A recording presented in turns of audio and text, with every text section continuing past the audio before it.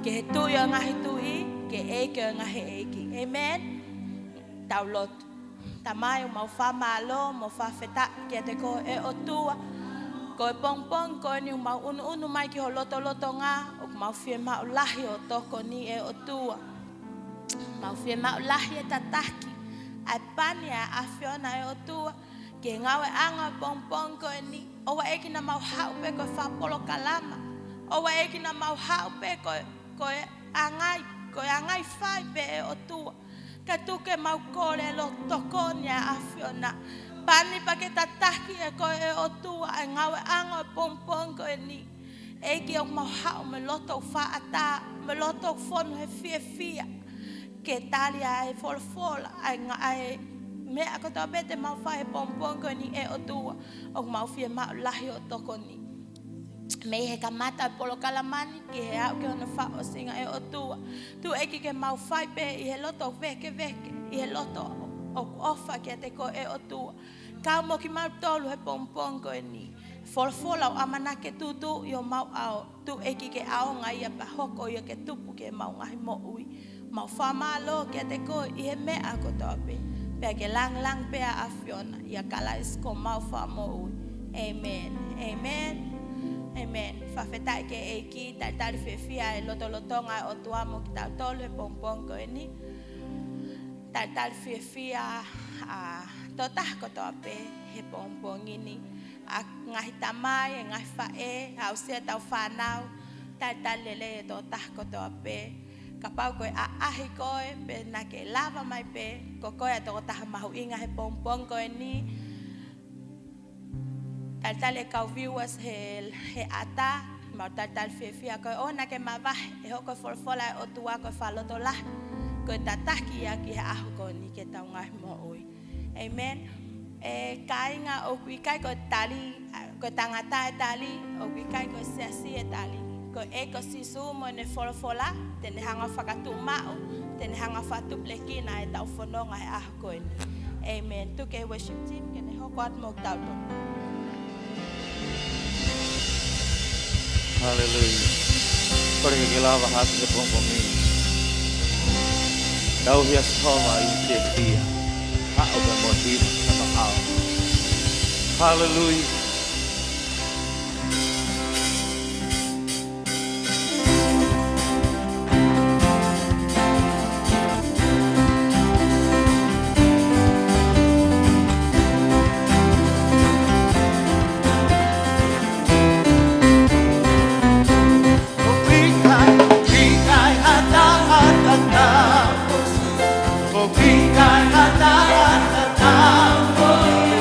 Tingkai hata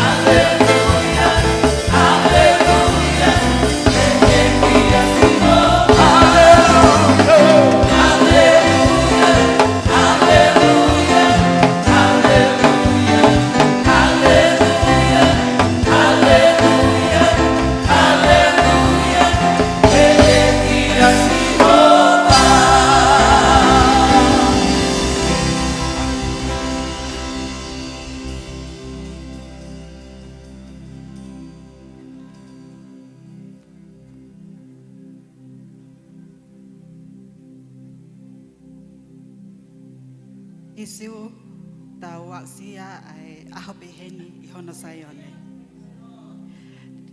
Te hoko atu pe I he lotu kamata pe moelia da Italia neuhu ki he tau whanongonongo ai Kempes Uluaki sa pati tahanima o katopa wa fe watolu. Nukualofa Church. Uluaki pe manatu iho small group ke whakahoko ia mahu inga hoi connection mo kakai me he le soni ki he tuunga matu o tua I he eiki. Whamole mole pe. Ka pa waha taha oku disconnect o distract ia hange pe ko toko taha ko ini o whakawhatongi atu. Whakamole mole ka ke reach out mai ka te whenga hok lele taha wawe taha ke connect ia tu ke connect group.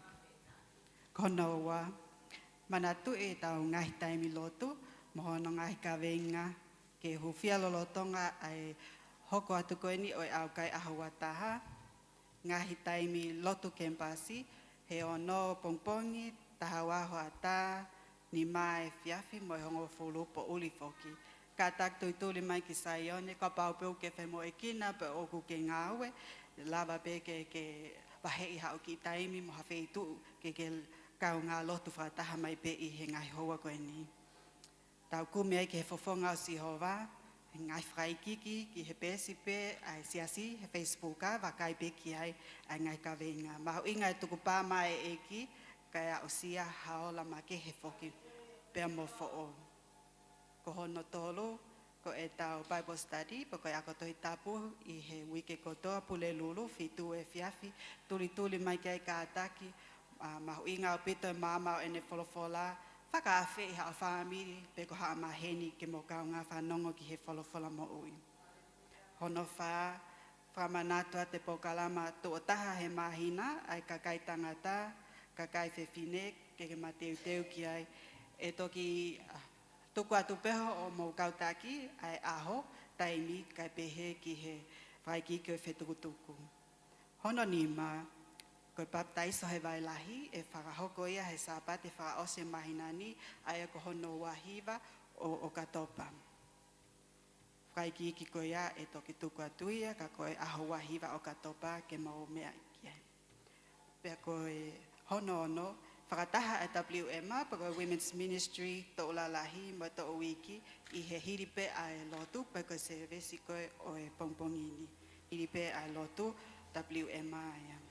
Paka hono whakaosi pe, me he Sunday school paka lato whasapate o e pongpongini, se whanaya wahe raki, ko ngā pe o e vestafa, o kuofi ai aholahi o Sihova. Iyo o kuofia pe au whakatoto o mai au pito, ka nai pe he e whaiwhe kao wa nehu, whakatu mau tau tolu I he ne wholofola. Tua o whapa.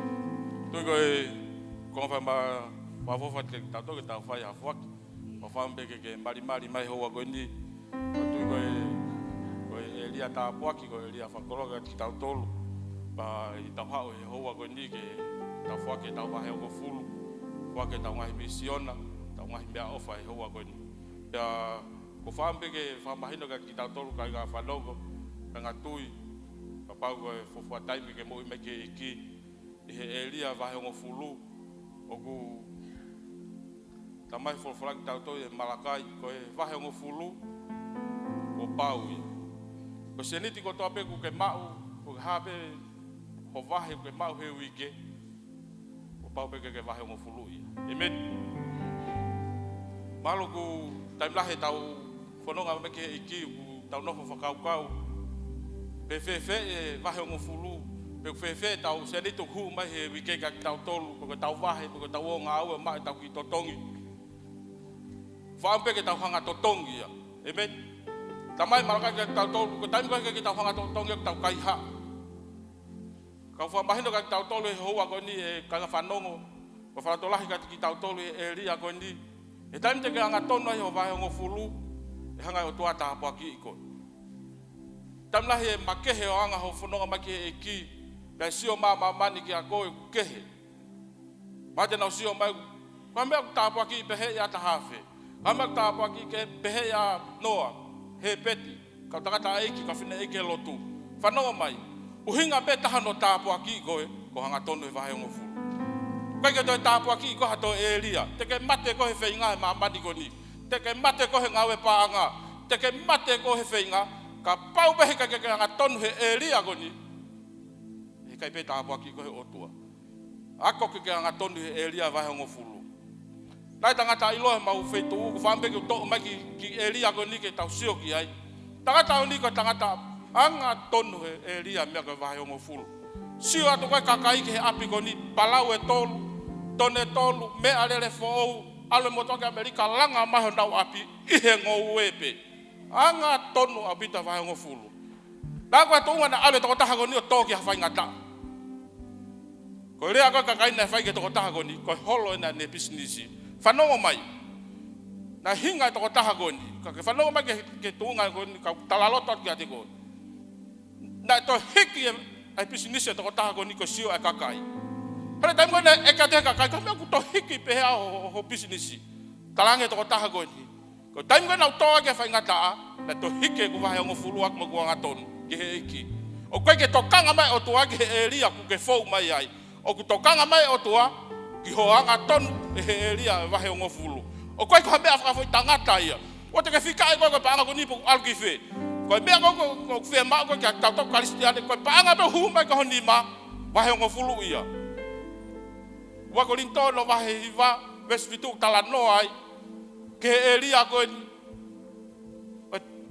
elia misiona mo me alfa talamai hedi kapa te ke tutu ilahi te ke utu lahi kapa te ke tutu sisi te ke utu sisi fano mai o tai mo te ke tutu ilahi ai te ke lope ko no lele ko foi konga ko ni ko no ta ko tanaki be ya ki hova he ngo fulu ko tanaki be hange be na ki ka ki extra ba ki pa nga tanaki ka te ko ai foi konga ko ni ko tai mo te ke to ka o me misiona mo me alfa ko tanaki ati ko va he ngo fulu te ke fia ko te ke fiu ko no tanaki ai ta po aki ko ya fa no mai ko tonga be ta po aki ko va ngo fulu to ya la ko ke me alfa to ya la ko misiona ta po aki ko ya tolu ya pa ko fia be ta tanaki mo wa mo tolu te ke to fia nge ko o ko hofo aki ke fa ki tangata ko talange yu fa nehu kapate fo aki ka te evita be de ne ta po aki ya pe osi be ya hen kapate fo aki ke ta fa fe ka e osi be mama ni ke ho fo aki ko fo la o tua te ke kai be ko pa te ke ha te ke ma kola te ke mo he te ke ngoi be ko ku ke ha tawa ta ina I ho va he hongo fulu ata be ko dai me ko te ke va he hongo fulu ata be pa ko te to mai mo u ko tanaki ko va he hongo fulu kanga fa nongo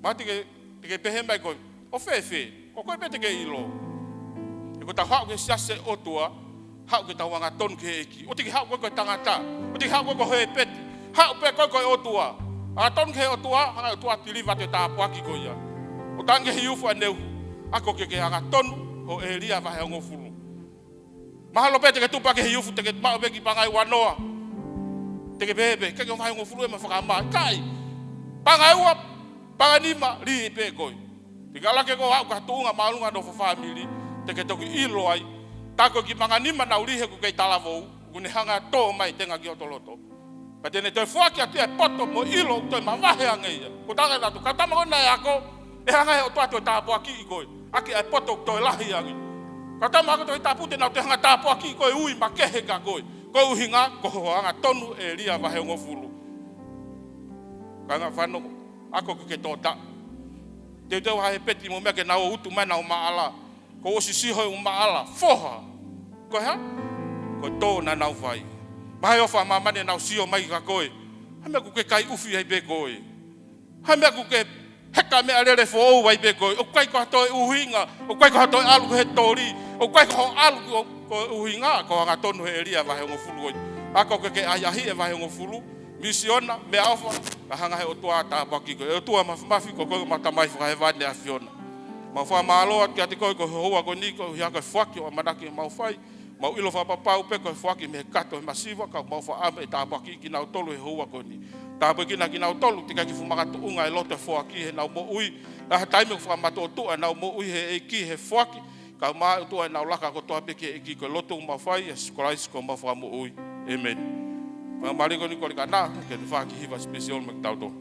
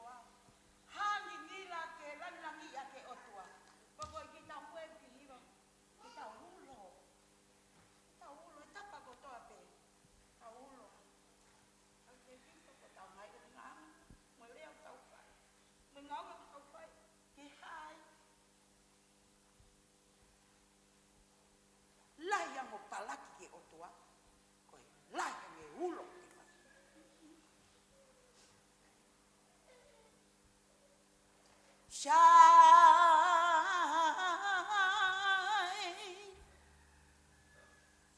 the world is longing to see the light, crying, waiting in the night to see the morning star shine, shine.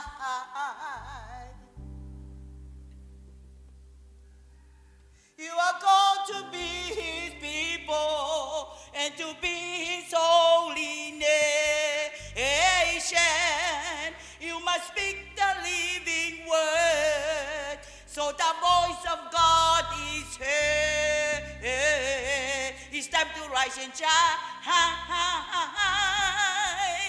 You are the children of light. You have to shine through the night, through the night. Oh, shine. The world is longing to see the light, cry, waiting in the night to see the morning star shine, shine. You are called to love each other like the Master loved you first. You must take the Holy Spirit in your life every day. It's time to rise and shine. The world is longing to see the light, crying, waiting in the night to see the morning star shine, shine, shine at home, shine in the kitchen, shine at school, shine on the beach, shine everywhere, shine in the air. It's time to rise and shine. Woo! Amen.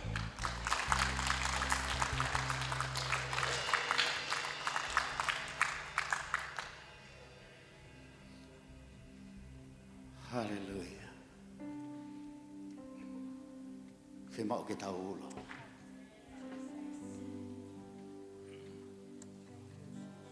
O sisu klaisi loto ye tik tau tolu. Ke ulo e tau. E feitu bete tau iai. Taulo. Ko hi ko iai no. Sisu loto i tau mo. Kalau mai ke tau tolu he folfola. O sisu tatau i ane afie a koni e kene pehea i bea. Kore ke hiki hake ho tau le o. Ke hiki hake ho tau i ma. E tau hake a e whawhita, a e whamaro. Tau ga moi a e whawhita. kai mato huafa. E tau hiki he aho koe ni ko sisu. Hallelujah. Glory Jesus. Sisu. Ikai hato e taha. Ikai hato e taha. E tatamo koe. E tatamo koe. E tatamo koe. E tatamo koe. Io sisu. Sisu. Ikai hato e taha. Ikai hato e taha. E tatamo koe. E tatamo koe. E tatamo koe. E tatamo, e tatamo.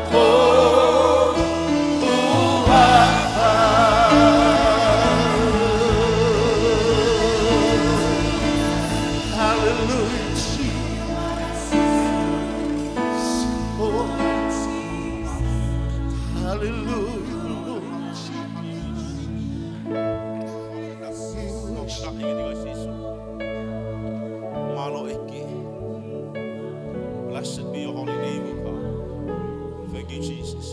Hallelujah, hallelujah. Eki kuma ufafita iba mafamalo ke digo he ota for koloko. Mafamalo ke digo eki ku ngako o mesi ba mo keresi. Eki kuma kolo I he ota ko ni he mana ba mo I mo atunga pe ko ngako ofa ta ta pe. Eki kuma lotu ke digo tua he ota ko ni. Eki ta pe ki na mai ho kakai be bisayone he ota ko ni to. Eki ko ko ia ko tua to kai mana nga.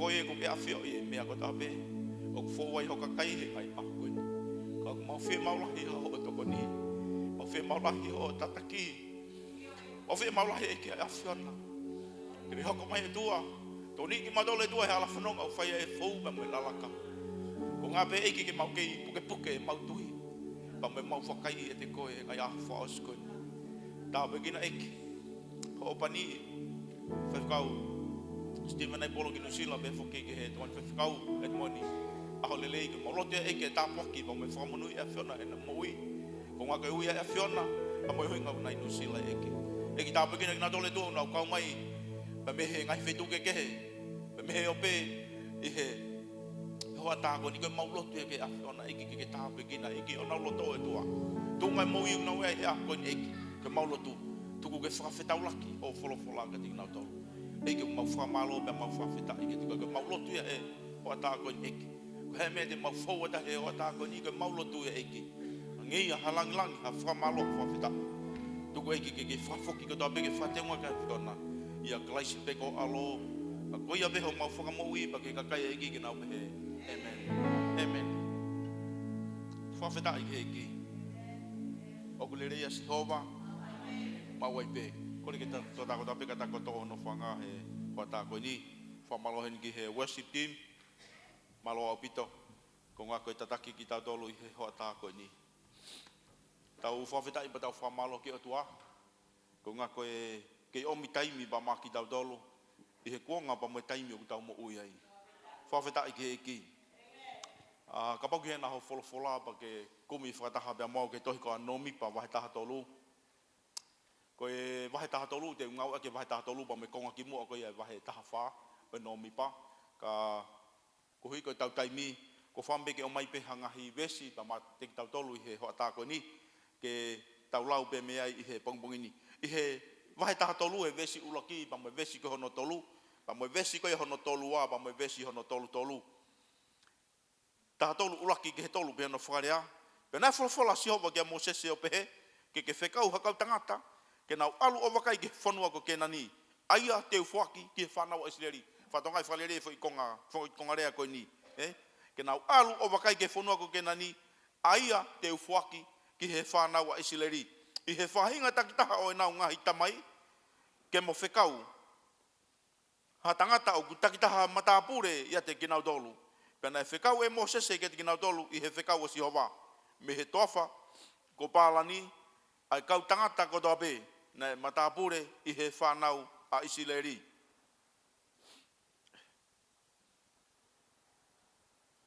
Kimo ke lau e tolua mo tolu, sio ke vese no taha fitu, pa mo vese no taha walu, Pena e whekau e Mosese kinau tolu, ke nau mataki e whanua ko ke nani, o ne pehe ke te kinau tolu. Mo walu hake i he hala ke he potu, tonga. Pe te mo hake ke he mo ngā, o mamata ke he whanua. Pe o ku whewhe ia, pe a moe kakai o ku nofo ai, pe o ku nau maalohi, pe o ku nau waivai, pe o ku nau tokolahi, pe o ku nau tokosii. Vese ono tolua. Pe nā nau omi, ki he whanau a Isileri, ai o ngongo kovi o e whanua, nā nau alu o wakai, o pehe. Ko e whanua nā mau alu atu, ke wakai ki ai, ko e whanua ia, o ku ne keina, ke osi, hono kakai. Pea koe kakai ko toa pe, nā mau mamata, i ai, ko e kau tangata, lalahi au pito. Vese no tolu. Pea nā mau mamata i ai, ke kau tangata lalahi whakamana wahe. Ko e ngahi whoha o anaki, aia o kutupu i he whahinga lalahi. Pea nā mau tatau, i ho mau mata, o nau tolu moe whangahee. Pea nā mau pehe, mo oni, i hon nau ao o nau tolu. Vese ono wahe taha wha, vese ko hono ulaki, ke vese ko hono tolu pea no wharea. Pena hiki hake ere o kakai ko toa pea tangi. Pena tangi e kakai he ao ko iang. Pena e launga e whanau ko toa pea Isileri ki a Moses e pea moe lone. Pena e pehe e kakai ko toa pea ke te kinaua. A musiange e ki mautolu, ne mau mate i he whanua ko isipite. Pea a musiange e ki mautolu, na mau mate i he toa whani. Pea koe haa ko omia e Sihova ki mautolu ki he whanuani. Ke mauto i he here taa kai tuku. O mau unoho mo e mau whanau ke popula. I kai ilerei hake e mauto e whoki ki isipite. Eki o mau whakatau pia tu ho wholofola he hoa tāko ni. Tuku ke wholofola mai koe tua, he ku whakawhanonga tu ho kakai. Tāpekina ki mau tolu pa mi ho wholofola he hoa tāko ni. Pia ke langilangia pia whiona, ia klaisi peko aluka ko mau whamoi, emeni. Whawheta i keki. O ku makehea Sihova. Mawai pe. Amen. O ku makehea Sihova. Amen. Sai, kaya haki whakakaukau po haki kaweinga. E whakamaunga ke te kitau tolu he hoa tāko ni. O mea no whakarea, o ana alanga hotui i he lau e tangata. O ana alanga hotui i he lau e tangata, langa hotui i he palomesi ai otua. Ko e whakakaukau po koe focus ko koe na o mai aia ko koe na akwa ki he whaiwhikau ko koe i he pōpule lulu. O mea no whakarea, o ana alanga hotui i he ripoti e tangata. Kai langa hotui i he wholofola ai otua. Sai, koe ongo whakarea ku hange ku naki i ngari kehekehe i he whakarea ko no ngā koe ngau eki koko i rea. Ka koe tau mua pa koe whokasi una tatau pe.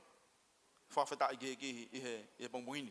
Sai, ka pate tohanga whatonga i he pongpongini. I he konga pa moe taimu ku tau mo ui ai. Lahi, pia ku where, pa moe mea ku tau whanonga i. Whawheta i kehekehe. O ka taimu ku tau whanonga i koko ki he mea ku i he ngahi o ngongo ku hoko mai i ho tau pure anga, i ho tau whanua. Nei kai teke i takoe pa na kai teke loto mamahi koe ki hea.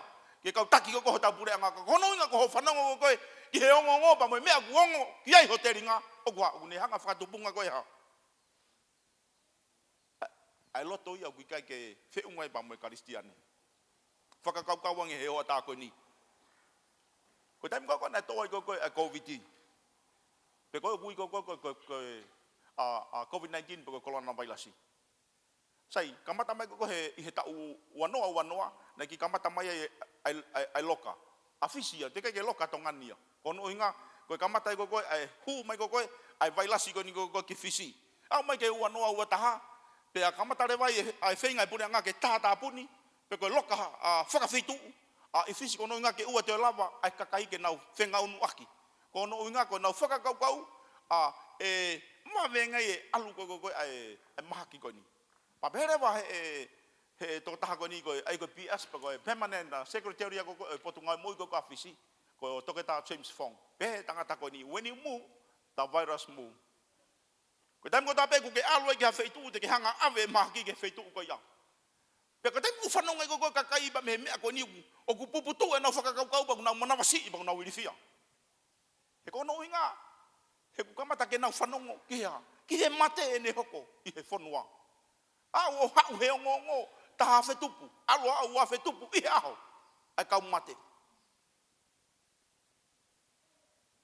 Whawheta i ke hiki. Talamai ka tingtau tolu he whakakaukau. Oe hoa tā koe ni. Oua na alanga ho tui i he lau ai tangata. Ia koe lau ba me whakakaukau i ai tangata. When you move, the virus move. Kau tau tui ki tau tolu e ke ta o e ki ko sisu kalaisi. Tene ha. Tene malui. Tene hanga oha, tene whakamau i ki tau tolu. Whawheta i ki he o tua. Sai ka pata te whakakaukau i he hoa tāko ni. Ki e re soni. O hoa tāko ni, ukuni hanga talamai ke tik tau tolu. Wholo e o tua kia Mosese. Mosese, whiri he kau tangata. Kau tangata unau taki i he ngahi haa ko i e whanau o isileri. Ke nau alu o mataki i pe te nau alu asi. I he whanua, ko kena ni e whanua te uwhaki ka te ki nau tolu. Talamai ke tik tau tolu nei hanga e Mosese o whiri mai. Akau tangata ko ni, pia siko ia pani hanga ne wa whekau i ki nau tolu ke nau alu. Ko tei mua na nau alu ai, na nau mamata. Talange Mosese, mea lala he ua nei talange Mosese ka te ki nau tolu. Peko misione na nau alu ai. Luaki, survey the land. Mousiofi, pe te hanga o wakai i e whanua, peko whanua whewhe. O ku mahu, pe ku kai ke mahu. O ku lerei, pe ku kovu. I kai ke ngatai, talang rewa e Mosese. Koe mea hono ua, te mohanga ki i wakai ange ke he kakai. O ku nau lalahi, pe ku nau iki. O ku nau malohi, pe ku nau waiwai. O ku nau koloaia, pe ku nau masiwa. Whawheta i ke heki. Pau talamai ke te kitau tole, taimi koko na nau aluai.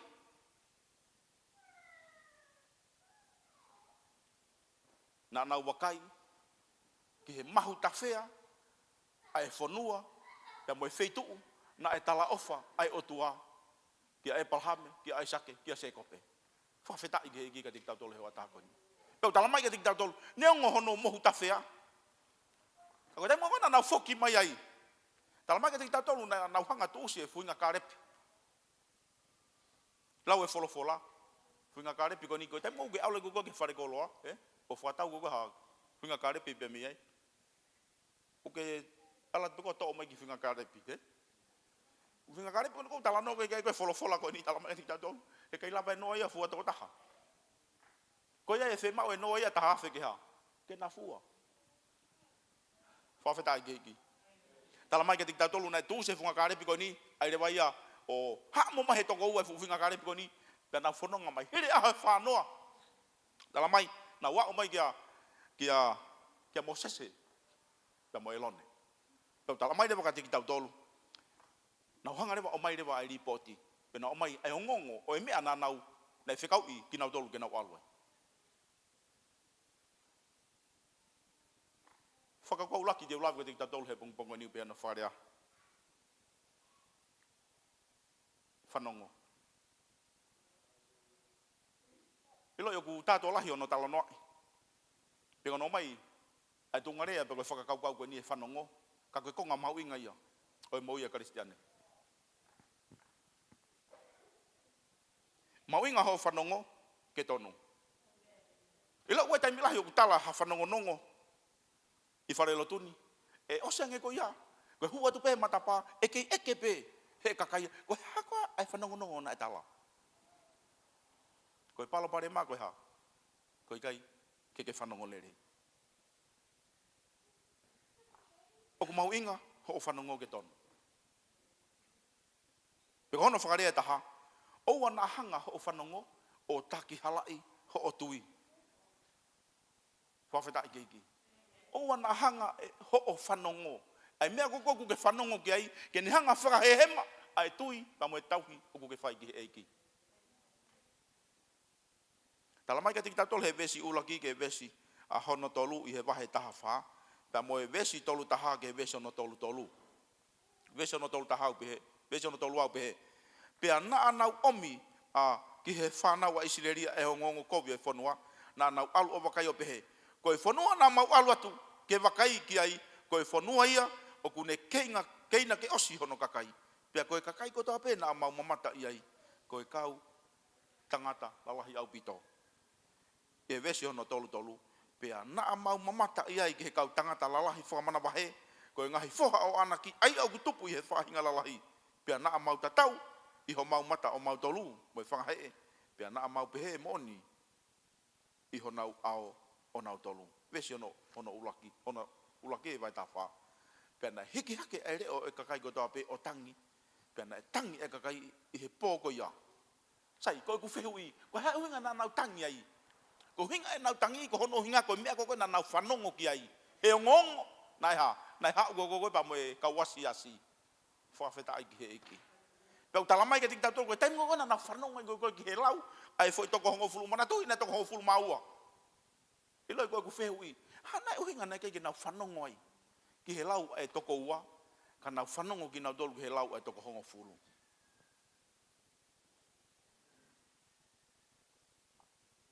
Whewhe nei ka pau ko he hoa tā koe ni. Whewhe nei ka pau na kei ai. Koe hae whiri teke whai. Teke whiri ke hongo fulu, pe teke whiri ke he taha ua. Teke whiri ke he talanoa ikuna, mo talanoa tāpuaki koe e toko ua e na wahe ki he wheitu upa mo he whanua koe ia. Pe teke whiri ki he mea au talamai he kau tamako ni. Fu ulalahi, fu whaingata e whanua ke ikunai. He kono kau tangata ona i koe kau tangata lalahi me kau tangata mālohi. Tamai ka tiki tau koe, taimo kona na whanongo koe kei. Hiki ho naure opia nau tangi. Vesi ua me vesi tolu, whanongo ke he nau whaka ana ua. Amusi ange e mau tolu ia na mau whei. Na mau isi pitepe. Ea ke ngai popula pe ke mati. Hanga e ki o whatawa taina i mo whakamu ui ke nau tolu ka nau te ha. Ka nau toe whakaamu pe ke nau te whoki ke mea na hanga ke mo ui. Ko hono hinga koe ha, koe mea koe whanongo ke te ringa. Ke toko ni mea tuaka te ki tatole he hoa tā koe ni. Ke mpasi ulaki. Whapapau e mea koe whanongo ke. O na hoko e mea koe whanongo ai, ko a mea ke ne hanga oha. Ke ne hanga whakahehema ho o tui. He kulahi e mea ia hoko ho tau pure anga he ngai ahoni. Ilo mea koe whie mau, o koe ke whie mau ia hoha. Ho o whanongo ke mea koe ia pea uesi ai ho moui. Koe mea koe whie mau lotu. Amen. Whie mau ke lotu. He hoko e mea koe te whanongo he atakai. Pa mo kuonga mo taimo tau mo ui ai. Ko a mea ke ne hanga ha. O toko ni e te mo ui, ke te toi unu ke te ofiange ke eiki ko sisu kalaisi. Whatonga he hoa tā koe ni, e wholofola koe ni, e pesi ulaki. E wholofola e tuake a Moses. Whiri a kau tangata pa whikau ke nau alu. Asi, ke whanua ke ko ke nani, aia te whaki ke te kinau tu, koe palo mesti koe tala awhai e tua. Sai, koe mea koe na tono koe awhai koe nau alu peo sio, ki he whotunga. Osko ia pa nau haure wa tala mais. Ai mea koe na ha. Nai tonu ke na hanga koko o mai. Ila koe taimi lahi, e tau moi ke he ki o tau pehe tau pe. Tau hange peta toko e whai toko hongo furu. O tau sio peta toke tāpaki, tau sio peta toke lerei. Kau kua, ki o mai peta tori e ta whaki negativi. Ke toko ni mai ki ke te tatolo e hoa tāko ni ke mpasi ulaki. O kure a mai ki ke te tatolo. O e langa, ho o tui, he mea, o kuke whanonga e poko e lau e tangata. Langa ho o tui, ia, I he palomesi. Pe koe folofola koe e o tua. Koe folofola koe e o tua. Fere ai palomesi ai o tua ia. Pe koe ene palomesi. E ilo i peia he tangata pa moe fefine. Oku tukupa ene mo ui. Keha, kene mui mui. I hono eiki. I he kuonga pa moe taime o tau mo ui ai. Tala mai ke te kitau tolu. Hiri peko e nau whanongo koe ke he ongo. Peko e lau koe e toko hongo fulu koni tala mai. Mahi lahi hona loto, nau tang. I lau koe taime nihi, o kuongo mai hamea ka te kitau tolu. O kua, o tau ita. I kai koe ia. E taime nihi ku hoko mai hamea. O ku ngau e hoto loto. Mahalo peku hala hato tukunga loto ke to tako ia. Kai toko ni mai ki ka te kitau tolu he hoa tako ni. I lau tau wako ko tau pe, amen. O tau wako tau pe ba me folofola koe ni. Ki e mea nai whenga ngai ba me whanau isileri. Ai, o kulau koe kakai ai o tua. O kunau kei hanu pe, o kunau kei launga pe. Ko hono hinga pe koe ha. Koe hala e mea ko kou nau whanongo kei. Ako, ke tonu ho whanongo. Amen. Ilo e temu kou tonu ai ho whanongo. E tatau e pepe koe ha e mea guongo mai. E tatau e pepe koe ha e whainga tae hala whanonga ku fōua e o mo ui. E ha, he kai kene hanga ia mau iai koe. Whawheta i keiki. He kono inga kuia e tau mua pa mo visone ho mo ui. Ke ha, ke mau e palomesi pa mo tala ofa e o tua. Kono hinga i ku ke hawai, pe au hawai o ha, o whai mate aki, ki he eiki he kuonga pa mo taime u tau mo ui ai. Ko e mea beta, ke tau mau e mo i tangata. Pe ka pau toi ke he ho tau mua ko wham ke whatonu ke he ho ata koe ni. Ko ho tau mua pa mo ku tau mua, ke ha, ke tau mau e mo i tangata. Nei lawe, e whelau te whasapate, ne uhu he aho koe o tua, tau repta. Ai taimi koe hoko mai e koe eiki, koe exiteri lai taha e hoko e aho koe ia. Imagine, ka pau koe whakauri, koe tamai mo i ke eiki. Koe taimi koe e hoko e mau hake, e awe ia. Pake whakakaukau, e te hataha e tene whakauri e fupasi koe ia, koe fu mea lere, he kai kakai koe ia. Whawhata i ke eiki, ka pau koe kakai no he kai koe kakai mo i ke eiki. Tukua ngai pasi ia ke... Ai ke whakatokanga ke kau whakauri paskulo kula kan kou tau tuahi. Nā ole kau pase se ia kai mo toko, mo no fo ta ma whakauri e, whakauri. Whawheta ai ke eki. Ka ko hinga e wai po tala no ka tik ta tole ta ko ni. Ilo wai te me ni o hoko e mea ko te whanonga i ke ni hanga ha. Ke ni hanga o toho ki i te tokanga pu ni hanga whakahehe mai te tui. Pa mo e tau mua pa mo e palomesi ai o tua. So ke palomesi ai o tua ke whanau koe ni. Te uwhaki ka te moto le ha, ai whanua aku whanu he ha. Hua kau, pia moe ha, pia moe hone. Ko taimi pe kona na whanonga i ke ongongo koni koko nei o mai, tala mai. Kai ke te mahuinga, ai hua kau ia pa moe hone. O si mana wahe atu pena to he mama o he ha. He mea koko na whanongo ki ai. Kai ngalotu, o whamu ke pasi ulaki, o whamu hanga pore i holoto he o ataha koni. E ke tau loto toa. Amen. O te ke whanongo ko ke mea ko he tawhaki pa mo atakai ko mea ke ni hangao. Whakaloto si ko mea ke tangi ai. E ki ko he mea ko fōu he mea ko ni. O hanga i ke whafo ho mo i ke malo i ke kaka pa mai rewolo ka rewolo. Whawheta i ke heki. Kana kai ke pehe whanau isileri. Na ke nau sio na to ke tāpuaki pa mo le rei. Whai he o tua he nau mo ui. He taimina nau isi pite ipe. O mai ki nau tolu. I he taikulo kula. Ke toko di mea tua ka te tatol he hoa tākani. Mauinga ho whanongo ke tonu. Koe taimu koko e tonu ai ko ho whanongo. E tonu rewa mea tene o mai ki loto. Koe taimu koko e tonu ai koko e ne alu ki loto. E lawa rewa ke malu i ho loto. E lau talanoa ai poto he rea whatatawa e whawe siua tolu. Ke tauhi whamata to ki o loto he tupu pa mea i kuanga mo ui. Cut your heart. Whanau e sireri na ke nau ke ilawa ki nau toria ke ha. Ke malu i honau loto he mea na nau whanongu ki ai. Ko whamu ke u pore i ko he hoa tā koe ni. Whewhe taimi hoko mai ai. Hamea ke te koe ke whanongo ki haongongo pe ko hatala noa whawhelawe i pa moho mo ui. E ha.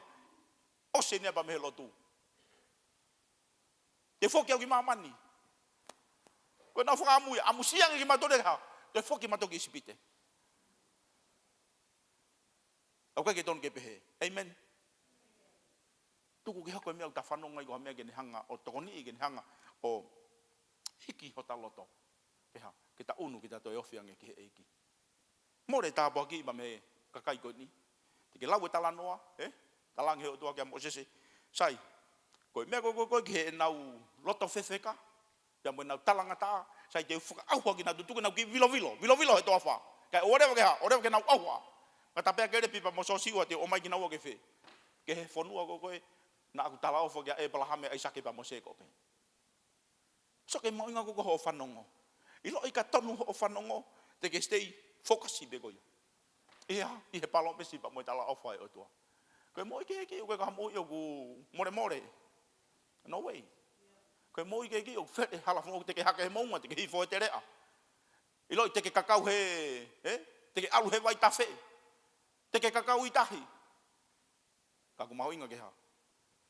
Mau inga pe hoteringa. Whafanongo pe ke wholofola ai o tua. Whawheta ai gehegi. Ilo e koe taimu wholofola ia si hopa ke hamea. Isa must. Ko pau ke hoko i mea koe ia. Koe lau koe tangata e kehe. He kai ke hoko. E ai pe taimenihi e hoko mea koe ia. E taimenihi e kai ke hoko ia. A koe wholofola koe o tua. He kai pe ke hamea ia. E ta e hoko. Whawheta ai ke he o tua. So ke he paloparema koe ai whanongo koe.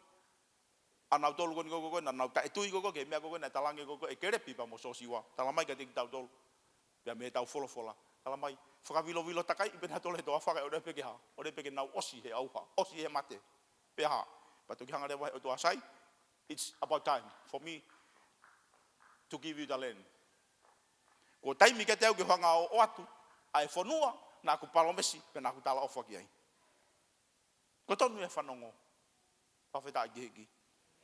He ko nga he na ngau e loto kere pipa mo so siwa he taimina na whanongoi ke ripoti nei o mai he kau tangata ki he whanaua isileri. Tala mai, nai ha, hai he o tangata hona wala. He ko ono uhinga, he na e halai mea na whanongona ki ai. Whawheta i ki o tua he o tahako ni. Wena a taimi ku ngau e holoto he taimi ku. O ku ke whanongoi ki a mea hala. Whawhelawe i pa moho o tui. Ta mo loto ku ke whai. Ke toko ni mea tua katik tatole o atako ni. Ke pasulaki. Mau ingai ta whanongo ke tonu. Ko tonu ko e ta whanongo, te ta kai e ta apuaki, te ta mau e lerei, te ta mau e ngahi monu ia ko ta beba i kai ke ngatai. Te ta mau e palomesi pa mo e tala ofa e o tua. I he aho e whoki mai ai. Ko hono ua o e whakakaukau pe ko e te whaosi pe he whakaukau hono ua. Ko e sio, perception. Ilo ko taimi ko tape ku tau sio i ki ha mea. O hanga he mea ko ia toho aki, ho tokanga, ia mo o whakakaukau. I he vesi ko hono tolu aba mo vesi hono tolu. O ku talanoa ia whakawhelawei, na nau sio ko tape. Mamata ko e ai toko hongo fulu, mau sio ki he kakai lalahi, whamana wahe, kakai malo, hei kai pe whaiwhaiangi pe tau lawa i e tau tolu. Sio ko a kerepi he vesi tolu noa o wahe taha tolu talange kerepi. Ei, tawalu he koe whanua ia te tau ikun api e tau to. Whawheta ai keiki.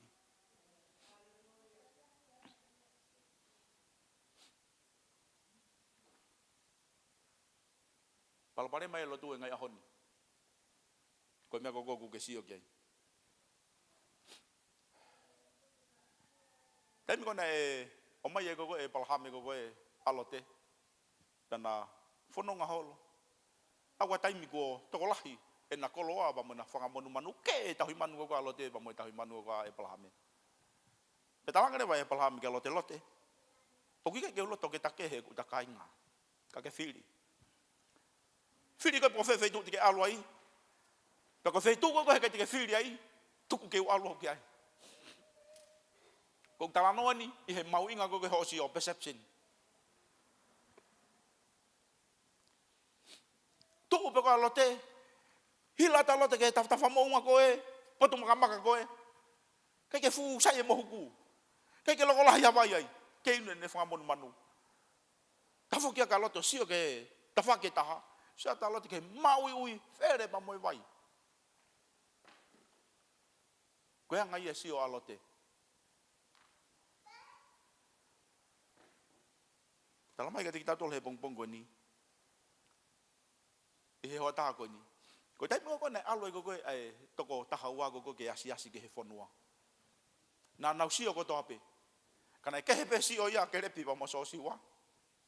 Ta me sio ko to ko hongo fulu. Ai aku ni hanga o mai ke tik tau tolu i he ho ta ko ni. Ta mi la he tau sio ke mo nga pe tau sio ke maka maka. Pe tau osi ritet mo tau si pe pe tau tolia fai ngata a. Ta ko ke ta bo ki ko mo nu ia ia. Talang e ke repi. Ei, tau alu ke he fonua. Nia ngoi lalah ia kakai, o tau malo ki tau toria ki ha, ki tau ikuna.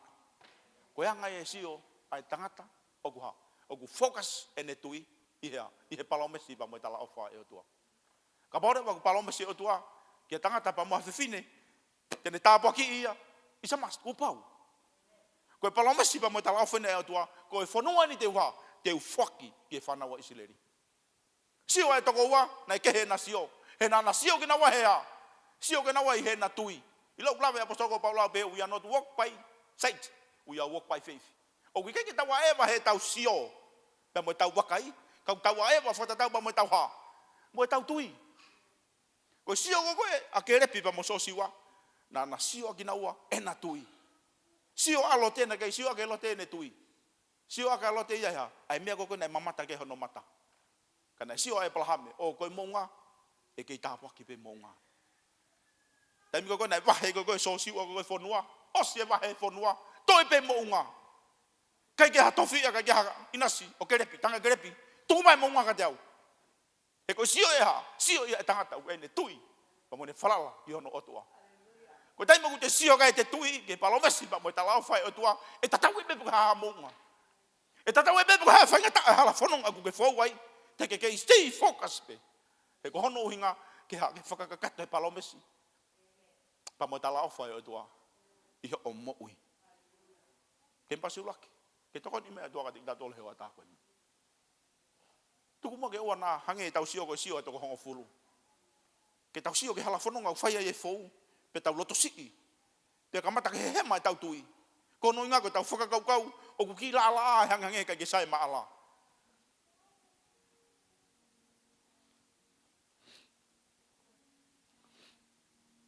mau inga peho sio, puke peho tui. O te ke sio ke atai, o te ke sio ki natula. Fokus si peko e ho sio. Sio peko ki he palomesi, pa mo tala ofa e otua. Na sio e ngua ko ni ki he tala ofa. Na sio ki naua he palomesi. Ko no mahu inga ia, ai mahu inga ho mo ui ko Kristiane o aho ni, oua na langa ho tui, i he lau e tangata. Peko lau e atakai. Langa ho tui i he palomesi pa mo tala ofa e otua.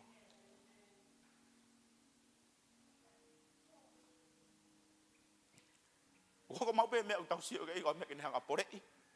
Ko me ke hanga toko ni ki tau tolo. Ko no nga ko ha. Ko laka pa mo fili u tau fai. Tai bila u tau fa sio ki ha fai nga mari e pe ko mo no ia. Ka ko tai me ku te no fai i he ui, pa mo i palomesi ai otua.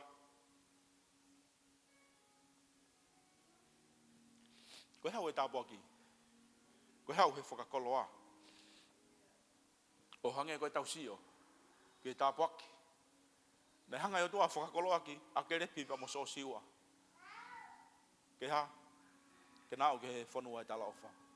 Whanua na ne palomesi, koe whanua na ne tala ofa. Ke ne whaki ki he whanau a Isileri. Koe pōre koe whakatolahi ke tik tau tok leho ata ako ni. Whenai anga, ho whanango o pa mo o sio. I he kuonga, pa mo taimi utau mo uyai. Tau ilo yok toi malo hea ngau e te wolo pa mo e whiri. Ke ne whenga, ke ne whahema. Ho whakakau, ia mo loto. Ke ona ia hea taimi, te ke akwai, pe te ke mao he palomesi, pa mo tala ofa e otua. Iyo ko tala ofa e otua, i he sione tawha uloki ke tolu, oua nā mamahi ho mo loto. Mo tui ke te au, tui foki ke utamai. I kai kou alu ke te teu haapi pa mo ki mo tolu, i he whare utamai, o kulahe ngahi no wha ngai. Te ka pati alu ke te teu e api ko ia te te foki mai, I will be back. Te foki mai, ke ha, ke ave ki mo tolu ke api ko ia. It's a promise. Kita mau tahu tahu fanong igame, mau tahu tahu sioi, kihe fola pa tahu fanong kihe fola ai otua, ugunehang afok lo lahi, ho moui ba me moui, kita iloi, koi palo mesi otua ko pau ke fakakakato. Tahu sioi ahon ni me hoko imaman, ngai ahon ni, pagunehang atalamai ai, Christ is at the door. Ku ofi kita foki mayasis. Au fa mke ure aki holoto he hota ko ni kem pasiulak mawing aho fanongo mawing aho sio ke ha ke puke ho otui o wana hanga ho fanongo ke de fra fotunga o moui pe ko ho otui fa feta ke o wana hanga me go ke sio ke de hanga fra he makoi la me hui ha mo ta mua a he otua o kui ki tau tolo he otua he ngai ahoni nengo pe o tau he ngai tunga keke nengo keke mo fai fekau ka koe fekau lahi na talang he otua ke mo alu ki mamani oha o nga huiti sai pare faka mo ui ako naki ki nau tolu pai longa e tu mo pep tai so ko ya mo ui ko fatongia ya e ngai ha ko ni te ha ke faka mo ui halau mari e ke no pure anga he ko off ko wa ke ne tai foki mai ka lava be he tanga ta pa mo fifine o tono ne fanongo o tono ne sino ke tokoni me to ka tika tole o atako ni tawalo o atako ni o wana hoko me ku ke fanongo gai o wana hoko me ku ke sio ai ko me ke hanga o to ai ho tui ya mo falala ke palo mesi ta mo tala ofa ai o tua fa fe to ta be ka ta ko lava ke o lunga e o atako ni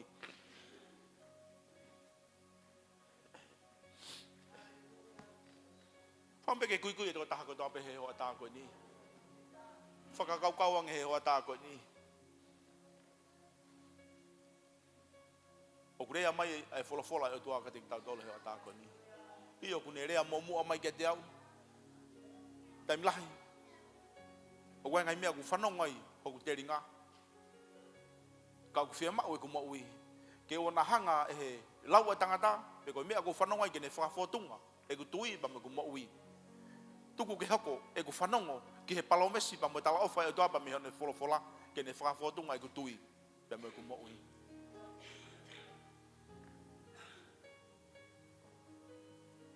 Tuku ke hako fola e toa pe mo e mea ku tau sio ki ai. Tuku ke tau sio wha mamau pe kia sisu talanoa ke he pelu tahawa konga ki mua e vesi ko hono wa. O sio pe kia sisu ko kamataanga pa mo e ngataanga e tau tui. Kai ngalotu, ken pasi ulaki. Tuku ke toko ni mea tua ka tik tau tole hewa tako ni. Tau alo hewa tako ni. Koe ka kai ki tau tolu ko tau hanga iloi. Koe tau whanongo pa mo e tau sio. O kuni hanga toko ni. Koe, kuni hanga toko ni iau. Kono hinga pe. Ke lava, ke tau sia e palo mesi. Ta mo e tala ofa ai o tua.